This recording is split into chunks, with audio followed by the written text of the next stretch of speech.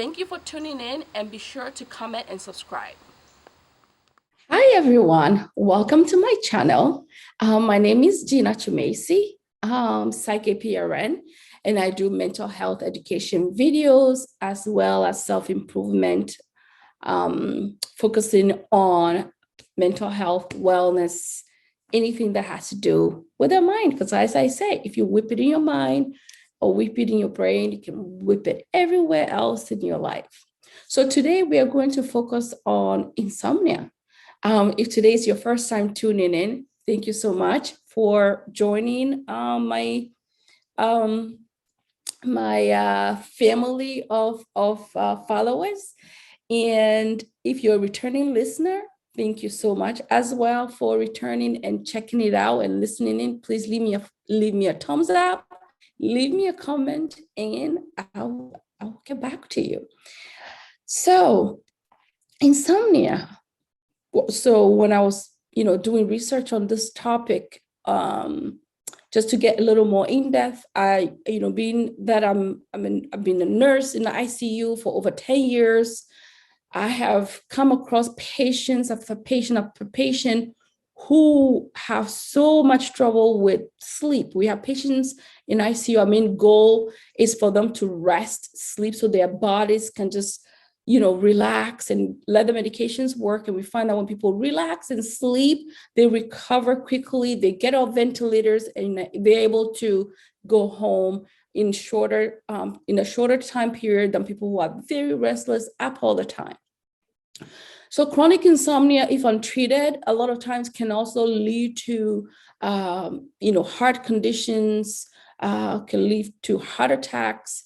If you have respiratory issues, can make your respiratory state even worse. Chronic insomnia can lead to increased blood sugar levels, can lead to difficulty losing weight. Obesity can get worse, can make diabetes worse as well, hypertension, all of it. Chronic insomnia can also lead to substance use, because when people just get so overwhelmed and tired of the tossing and turning and inability to stay asleep, sometimes when people can revert to using substances such as alcohol, is number one to help them stay asleep. But guess what? Your body start to get dependent on it, because try with half a glass, then you go to a glass of wine, to two glasses, on and on to a bottle, and then that becomes an issue, becomes an addiction. People go to things like marijuana. Like I always, in my practice, always preach anything and everything in moderation. We are human beings. But people will chronically start to smoke marijuana and smoke it and get it from all types of different sources, because that's a whole different topic that I will do a video on, the use of marijuana, being that Connecticut, where I am right now, is legalized, and what are some of the benefits. Some people use it a lot to help them sleep. Some people use this CBD, different products like that to help them sleep. What are some of the benefits, and where should you be looking to if that's something you consider using? Because marijuana at this time, it's being embraced in the medical field, and there's a lot of benefit to it when it comes to medical use, but you have to be monitored by a medical provider.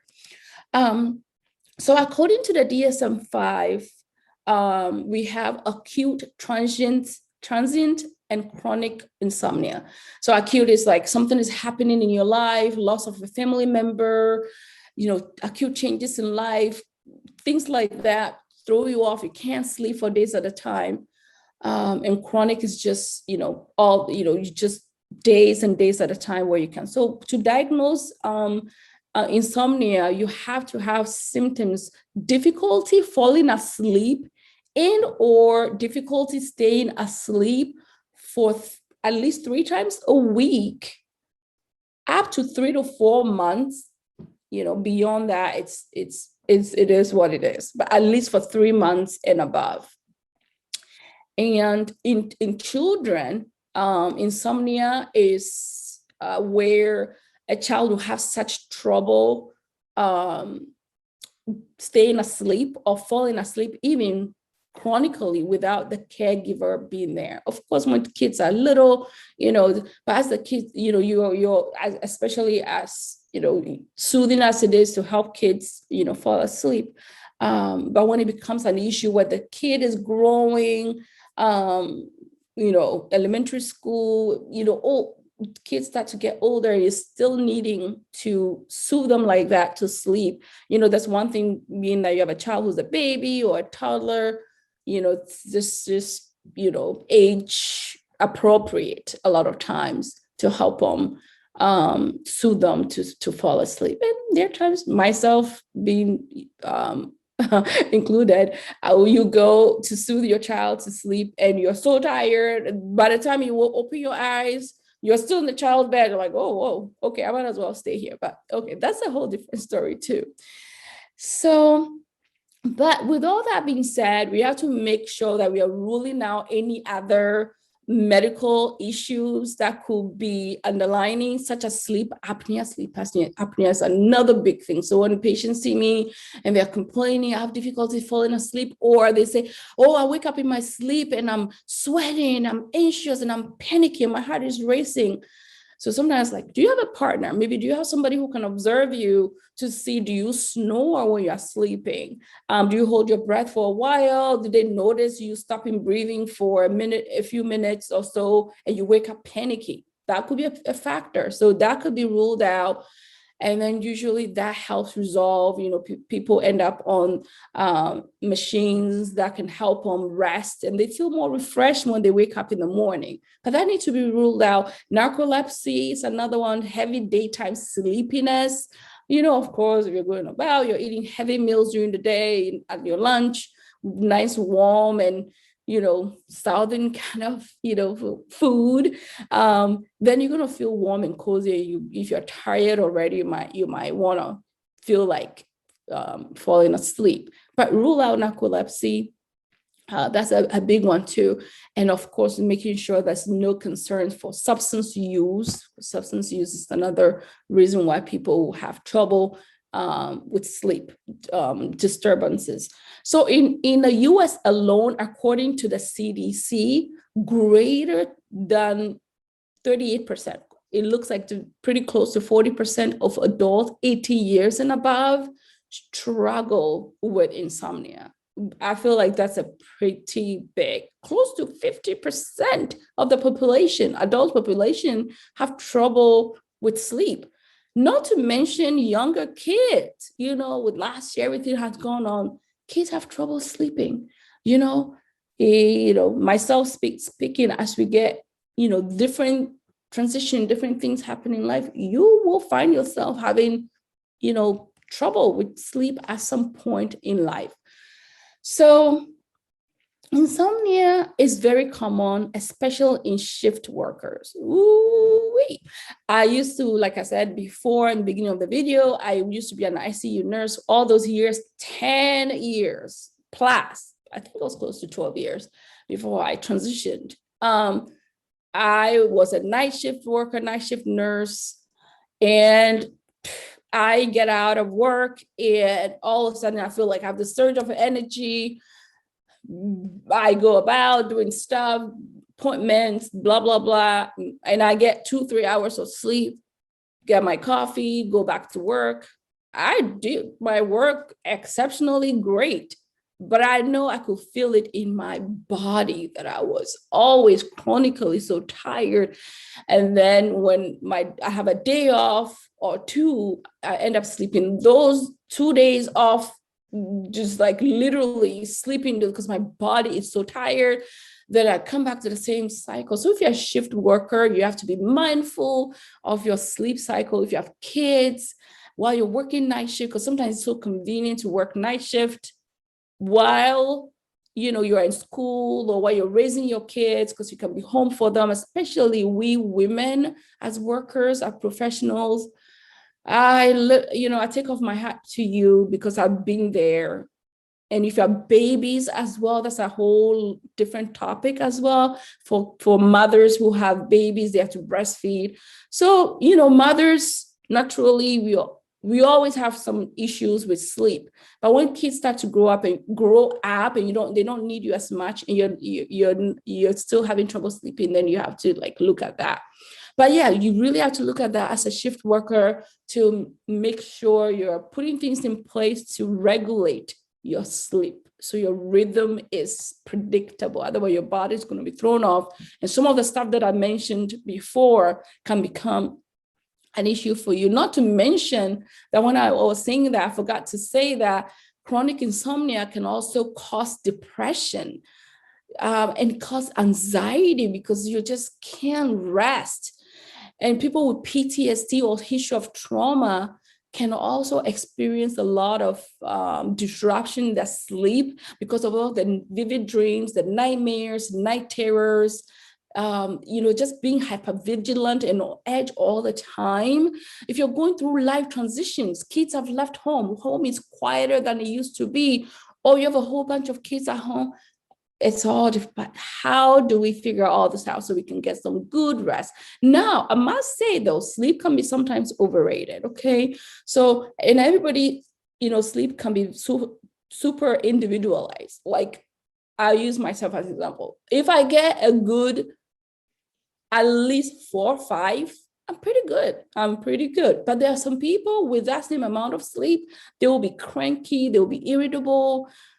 Forget it. I know some people like that. I'm not going to mention any names. But anyway, so everybody's different. Some people need that book 8 hours sleep plus. But when you're finding that you're also sleeping 8 hours, 10 hours, 12 hours, you're not waking up, you're sleeping till 12 on your days off or whatnot, that also could be one of the signs of depression, and that needs to be looked at.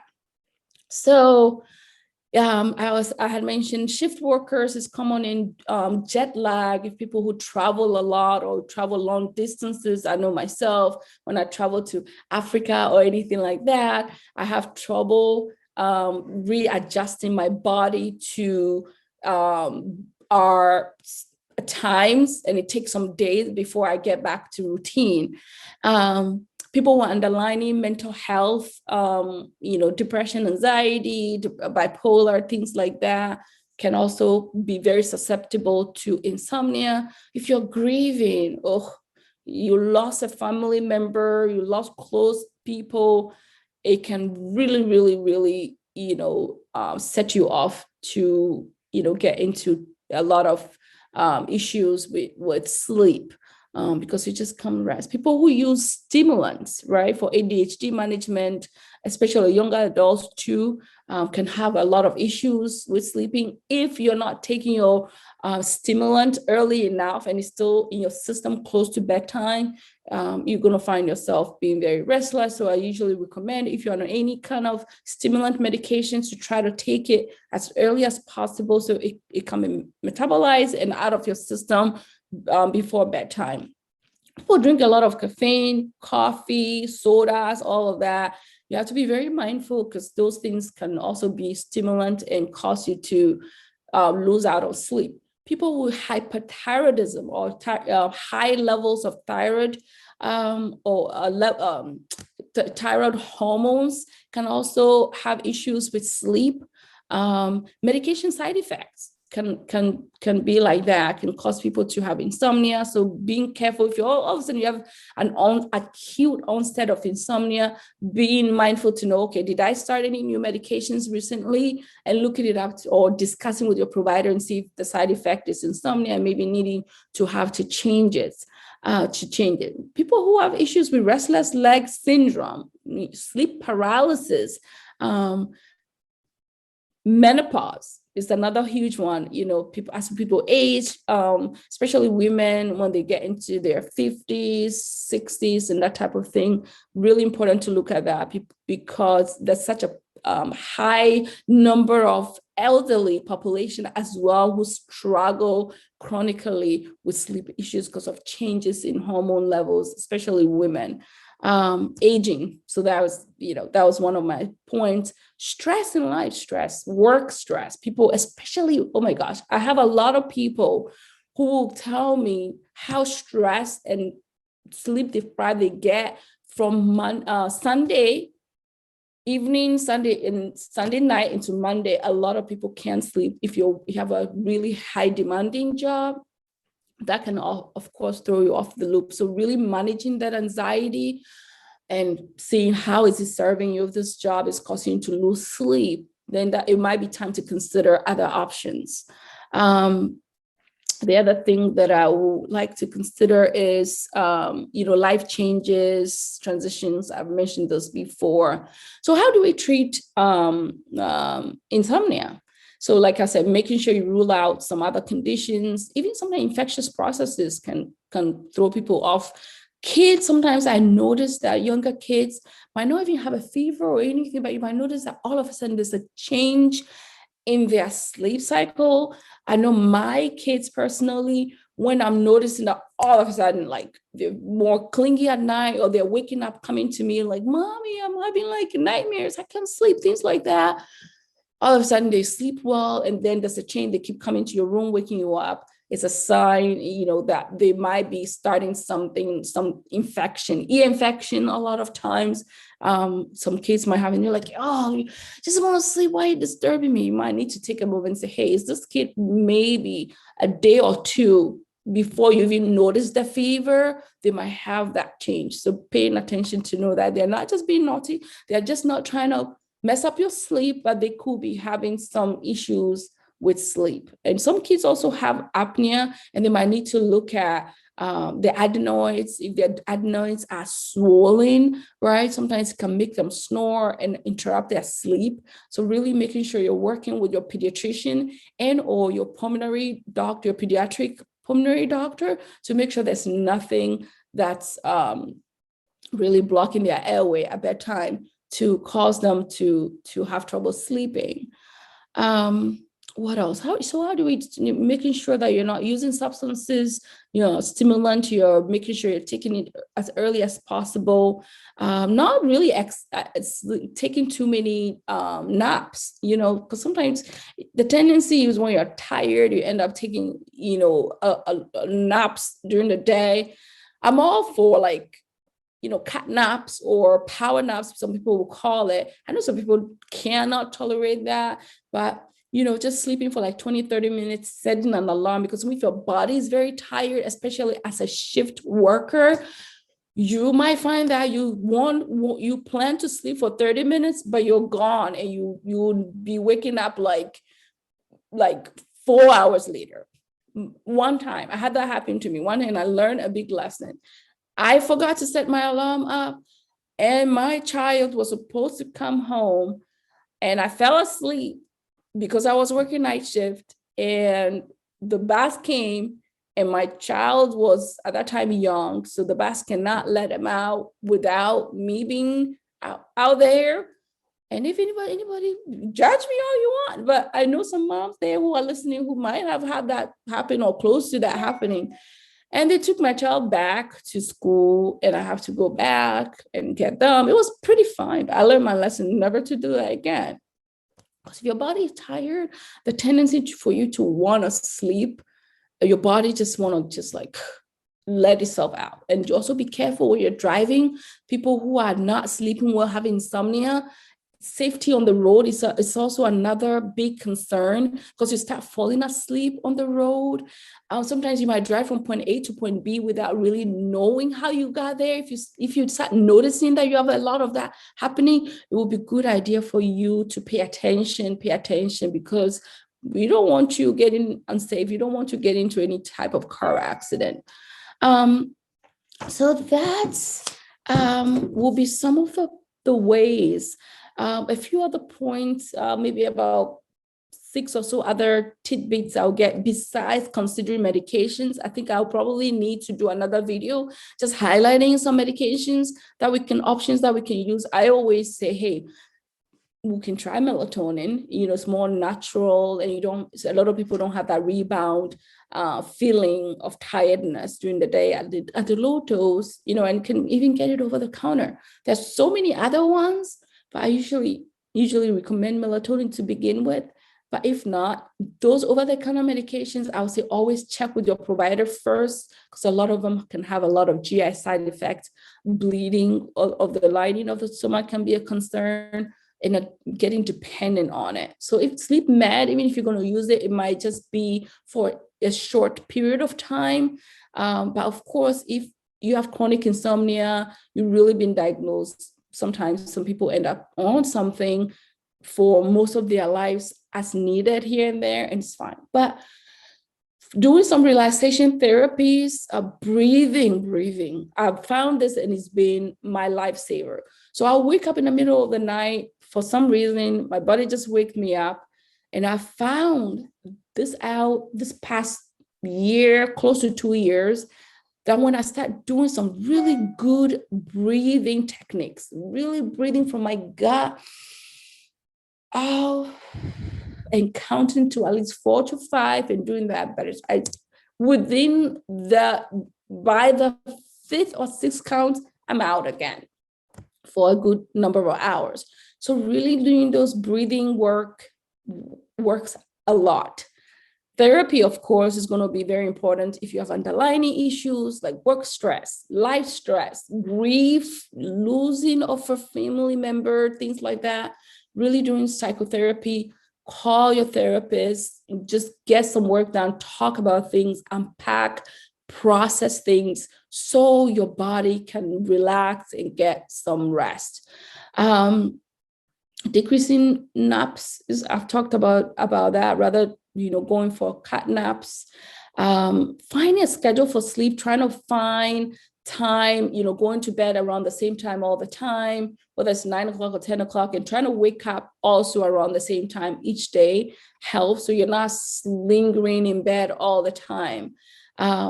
So those things, in addition to other things like bedding, lighting in the room, temperature, pillows, how often do you wash your sheets? How often do you change your pillow? How often do you even change your mattress? That is how people sleep on their mattress for years and there's never changed. And they wonder why, it becomes an issue for them. So all those, we call it sleep hygiene. So taking that into consideration and really looking at making some of those changes, finding like light blocking blinds to invest in. So really investing some stuff into your room, playing maybe soft music. Some people like that. Some people also don't mind having noise on the background, like myself. I like noise on the background when I'm going to sleep, because otherwise it's just too quiet for me and I can't sleep. So having some noise in the background, TV, of course, is everybody's preference. Some people like TV. The light on the TV will bother you. I suggest you can throw over like a light blanket or something over the TV screen so that light is not flashing on your eye and continue to affect your sleep. Another thing to consider is, really not having electronics at least an hour before sleep, turning lights down. So towards sleep time, your time of sleep, really starting to turn all lights down in the home, music, loud noises coming down, getting the kids to slow down. Reading time will be very soothing to a lot of kids. I know I'm throwing a lot of information at you right now, but it's all so great and so helpful.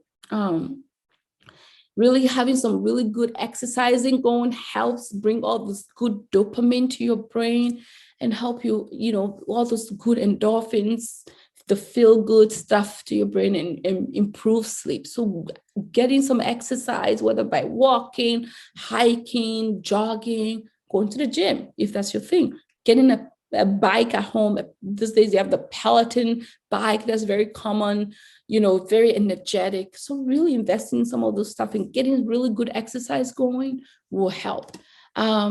No heavy meals right before sleep. Trying to get done with eating before 7. Anytime you find yourself eating after 7 o'clock, that's really big recipe for trouble sleeping. So especially heavy meals, try to stop eating before 7 and avoid eating through the night. Like if you wake up, you can sleep. If you're anxious, tendency is to go to the fridge, get some ice cream and things like that. Next thing you know, you're packing on the pounds, make sleeping even more worse. And then you make your self-esteem even worse.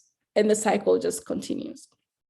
So I mentioned caffeine, alcohol, No smoking. So if you're a smoker, try to at least decrease the number of cigarettes or marijuana or whatever else you're smoking.